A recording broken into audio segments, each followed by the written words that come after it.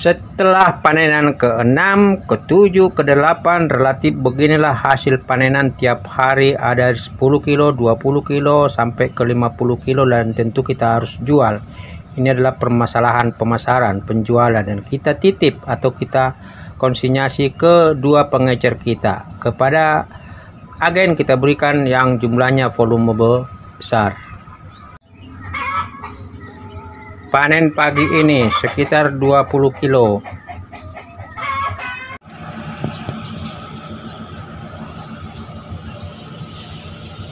Pagi ini kita khusus buat video ini bagaimana sebenarnya pemasaran itu harus menjadi desain awal, rencana awal ketika kita menanam timun suri. Karena timun suri ya seperti ini hampir di atas 1 kilo atau begini. Nah, timun suri itu masa panennya tidak sekaligus. Di awal kita menanam, setelah masa awal panen biasanya itu hanya sekitar sedikit 10% lah dari kemungkinan populasi yang ada. Di panen kedua dia tambah banyak, di panen ketiga tambah banyak, di panen keempat, kelima, keenam itu mulai menyusut, tapi selalu ada saja yang kita panen. Oleh karena itu sedulur, sebenarnya pemasaran mengenai timun suri itu harus dari awal direncanakan. Siapa bandar yang akan membeli, apa komitmennya, apa konsistensinya, bagaimana kemudian dia rutin akan berani mengambil timun suri kita.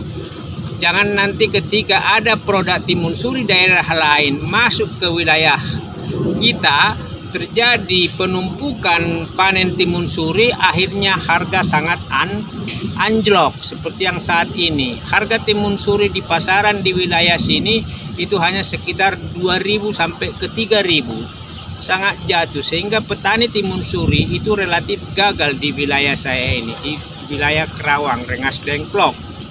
Nah, sedulur, saya dari awal begitu menanam timun suri ini sebenarnya udah memulai mengontak warung 2 yang siap untuk memasarkan timun suri saya. Karena dari awal seperti tanaman kemangi, saya dari awal sudah mencari siapa pecel lele, tukang pepes yang memungkinkan akan membeli secara rutin. Nah, ini juga timun suri dari awal saya sudah minimal ada 2 pedagang kecil yang saya sudah siapkan. Sehingga pada akhirnya setiap ada panen tiap hari itu sekitar 10, 20, 30 kilo kita masih bisa titip, mau konsinyasi, mau kemudian jual lepas, itu hanya soal pilihan.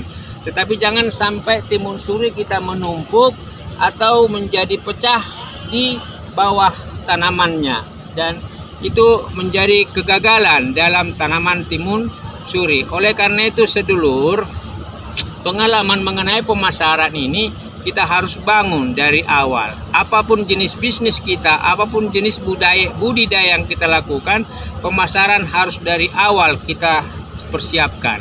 Kita cari siapa agen, siapa bandar, siapa rentenir, siapa tengkulak, siapa pedagang kecil yang bisa kita jadikan menjadi alat untuk memasarkan, menjualkan itu. Karena kalau hasil penjualan ada, minimal upah lelah kita ada, minimal bahwa akan memutar roda dari aktivitas kegiatan berkebun atau pertanian kita berikutnya.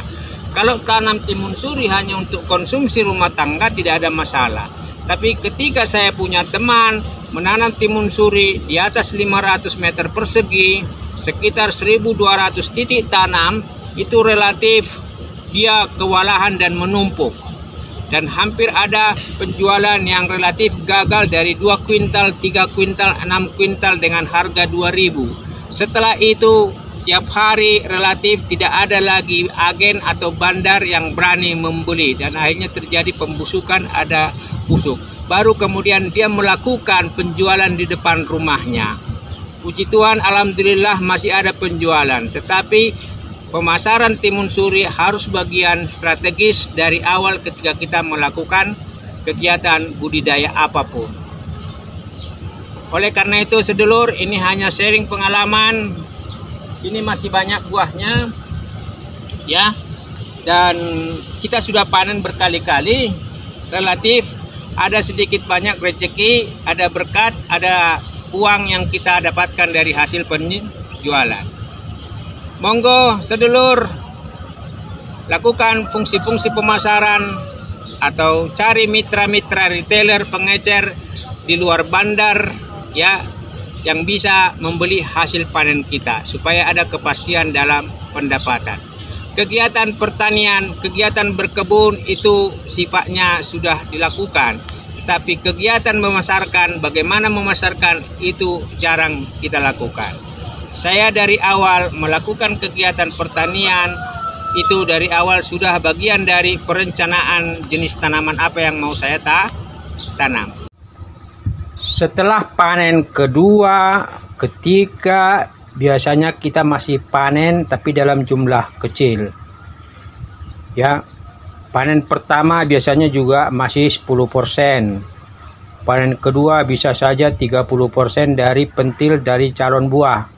Panen ketiga sekitar 30%. Lalu panen keempat, kelima relatif itu jumlahnya tidak banyak. Nah, kita akan timbang berapa kilo timun suri kita ini sedulur. Ini timbangannya dalam posisi 0 dan ini kita akan timbang ya. Ini dia, alhamdulillah puji Tuhan 1,7 ya. Dan ini tentu ya memberi berkah, memberi berkat meskipun ya tidak banyak tetapi harus disyukurin. Ini juga 1,6 atau 1,6,5. Salam sehat buat sedulur semuanya. Sukses untuk kegiatan Anda. Tapi punten, mohon maaf, ojo lali di subscribe, like, dan kemudian jangan lupa notifikasinya. Sehat untuk Anda dimanapun Anda semua berada.